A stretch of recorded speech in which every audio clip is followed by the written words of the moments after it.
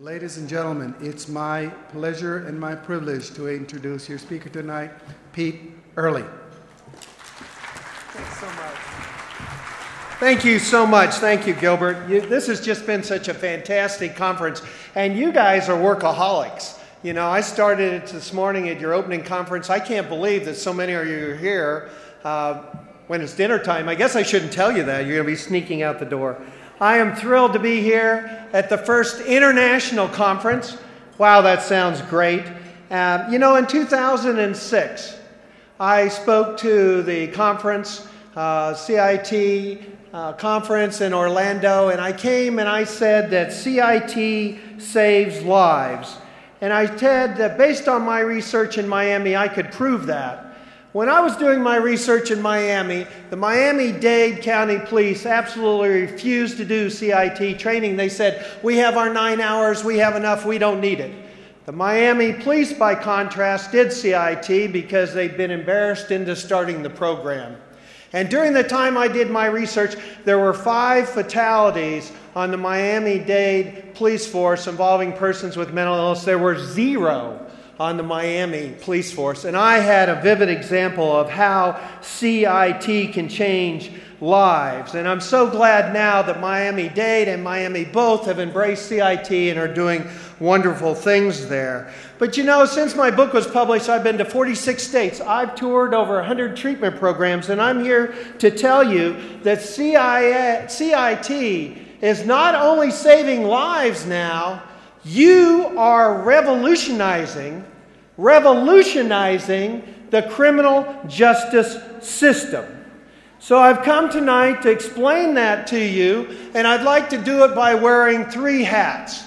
The first hat is that of a father, the second hat is that of a journalist, and the third hat is that of an advocate. And as a father, I want to begin by saying thank you. As the parent of a son with mental illness, I can't express to you enough how important it is to have a CIT-trained officer there with you. And as a journalist, I've come to report what I have observed, and finally as an advocate to let us talk about what still needs to be done. But let's begin tonight as a father. And I will tell you my story, and my story begins with a frantic car ride and my son saying these words, "Dad, how would you feel if someone you loved killed himself?"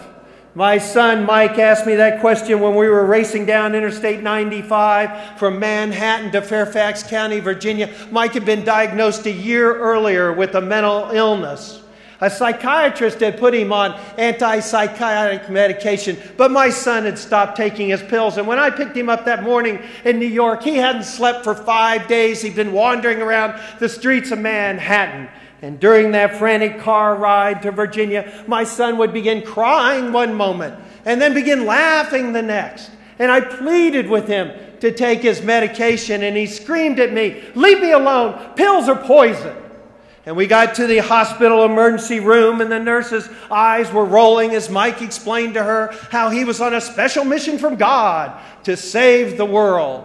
And we were taken to a waiting room, which is exactly what we did for the next 4 hours. And finally my son said, "Dad, obviously there's nothing wrong with me. I'm going to leave." And I raced outside and I flagged down a doctor. And I will never forget how that doctor came into that waiting room. He came in with his hands up as if he were surrendering, and he said, "I'm sorry, Mr. Earley. I can't do anything to help your son." I said, "You haven't even examined him." And he explained to me that it didn't matter. Virginia law was very specific. Unless a person posed an imminent danger, either to themselves or someone else, they could not be forced to take medication or go under treatment. And the nurse had told the doctor that my son believed all pills were poison. So the doctor looked at me and he said, "I'll tell you what, Mr. Earley, you bring your son back after he tries to kill you or he tries to kill someone else." I took my son home, and during the next 48 hours, I watched him get sicker and sicker. At one point, he had tinfoil wrapped around his head. to keep the CIA from reading his thoughts through the television. He slipped out of my house early one morning. He slipped out and he broke into a stranger's house. Luckily, no one was there. He broke in to take a bubble bath. It took 5 Fairfax police officers and an attack dog to get him out of that house. And when they did, they took him to the community treatment center and they called me. And I raced over, and I will always be thankful for God for a police officer who is standing outside, and he says, "Before you go in there, Mr. Earley, let me give you some advice. Even though we picked up your son and he clearly has a mental illness, he's clearly off his medication, he broke in the house to take a bubble bath, unless you go in and you tell that psychiatrist that he has threatened to kill you, he still will not meet Virginia's imminent danger clause, and we'll have to take him to jail rather than a hospital, and you don't want that." So I looked at that officer and I said, "My son hasn't threatened to kill me." And he said, "Do what you want." And he walked away. So I'm here to tell you, and I do this without any pride because it hurt my relationship with my son. But I went in and I lied. I said my son had threatened to kill me, and that was good enough to get him taken into a hospital. And I breathed a sigh of relief. But 24 hours later, 24 hours after my son was taken in, he voluntarily committed himself, and then I got a call from the hospital. The psychiatrist told me our insurance company was saying they wanted him out because they did not consider him to be a danger. So I called that insurance company, and I got nowhere until I happened to mention that I used to work at the Washington Post. And I happened to mention that I was a good friend of Mike Wallace of 60 Minutes. Now, journalists are not supposed to bully people. But all of a sudden, my son was allowed to stay in that hospital for a record-breaking 14 days. In the short time between our frantic ride from New York to my son's hospitalization, I had to lie to get him into treatment, and I had to violate my ethics and bully people to keep him there. And just when I thought things couldn't get any worse, I got a telephone call from the Fairfax County Police Department. My son was being charged with 2 felonies, breaking and entering and destruction of property. I was so frustrated. Virginia law had stopped me from getting my son help when he needed it. And now those same laws wanted to punish him for a crime he'd committed when he wasn't thinking right. I just want to do something to help our son, I said to my wife, Patty, one night, but I don't know what to do. And she looked at me, as many wives do, and she said, "Then why don't you do what's best? Pete Earley, a journalist, or a father, can't do much. But Pete Earley, a journalist, can. Investigate this and try to find out what is going on in mental health today." So I took my wife's advice, which is a little unusual, and I decided to look into this, and I discovered what happened to my son was not some aberration. It wasn't some freak occurrence. As you know better than anyone, right now there are 350,000 persons with bipolar disorder and schizophrenia in our jails and prisons. There are 500,000 on probation. And every year, more than 1 million people with mental illnesses go through our criminal justice system. And as Judge Leifman said today, and other people have told you, the largest public mental facility today in America is not a hospital. It's the Los Angeles County Jail.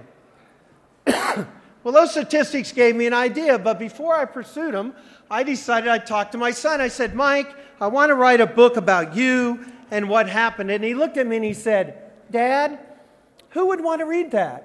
And I said, "No, I'm going to find some place far away from Fairfax County because I don't want to risk irritating a judge or someone like that, prosecutor. And I'm going to go in that jail, and I'm going to follow people who have mental illness, and I'm going to follow them through the system and see what really happens to them. And then I'll come back, and I'll talk to correctional officers and judges and the police and the parents and the mental health providers, and I'll try to make some sense of it."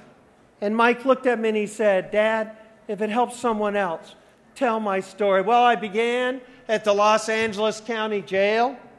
Made sense. Largest public mental facility in the United States. I lasted 3 days before their attorneys told the sheriff there, Sheriff Baca, "You shouldn't have him in there." I tried Rikers Island next. They said no. I tried Cook County Jail. They said no. I tried Baltimore. They said no. I tried Washington, D.C., my hometown, and they literally looked at me and they said, hell no. The only reason I got into a jail was because of our keynote speaker this morning, Judge Leifman. He said, come on down. I'll get you in the jail. And I'll never forget the first time I stepped on the dreaded 9th floor of the Miami-Dade County Jail where the most psychotic prisoners are housed. You saw a film of it this morning. It's very representative. As a reporter, you try to take in every sight and every sound around you. And I remember going on C cell block, which is where the most psychotic prisoners were held. There are 19 cells on C cell block. It's a U-shaped cell block. The officers walk up and down the center. The cells are plexiglass. And when I looked through that plexiglass, I saw terrified and angry, deranged, confused men who were completely naked in cells that had nothing else in them. And because of a design flaw, the cells were kept cold, bone-chilling cold, but there were no blankets. And as you saw in that film this morning, there was no water many days, and they drank out of the toilet. And when you listened, you could hear the traditional sounds of a jail with the doors clanging shut and the grunts and the groans and the toilets flushing. But when you listened closer, you could hear the asylum sounds. You could hear a man screaming at some unseen tormentor. And then all of a sudden I heard a thud, thud, thud. Then quicker, thud, thud, thud. Then louder, thud, thud, thud. It was an inmate running forward, hitting his forehead in the front of the cell, splitting it open. I ain't crazy, he screamed. Then quit acting like you is, the unconcerned officer called back.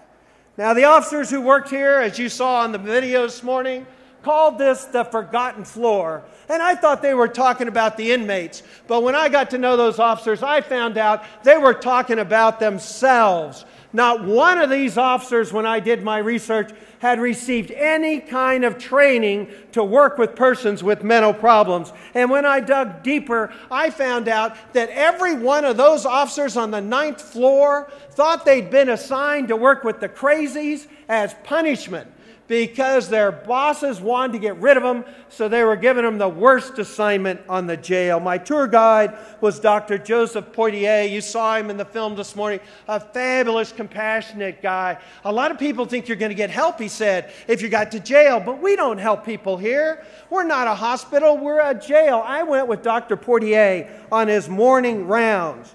There were 92 inmates on the 9th floor. His rounds took us, now listen to this, 19 and a half minutes. If you do the math, you'll see we spent 12 seconds talking to each inmate. Now, during the next 10 months, I shadowed several people out of the jail back into the community. I want to tell you about a few of them. One of them was Alice Ann Collier, classic case, chronic schizophrenia, used to be institutionalized, put out on the street. She lived in a crate in a box in South Beach behind a restaurant.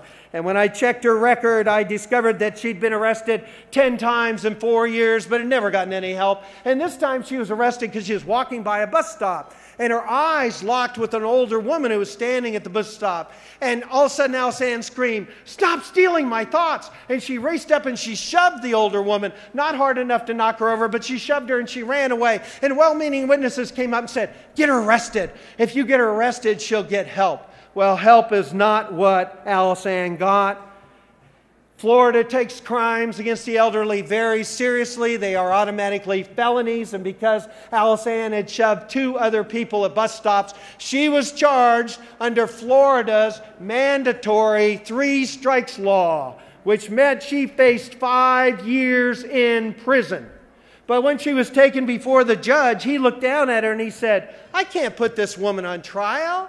She's not competent. Send her to Chattahoochee to the state hospital to be made competent." Competent, not treated, and there's a big difference. Treatment means you get help. That's not what Alice Ann got every day. She was taken in a room and she was shown 3 chairs. And on one chair was written the word judge, and on the next one was written the word prosecutor, and on the third chair was written defense attorney. And when Alice Ann could tell her keepers who sat in each chair, then she was deemed competent enough to be put on trial, and she was sent back to the jail. Well, of course, she appeared before the judge. She wasn't competent, and he looked down and he said, "What is going on here?"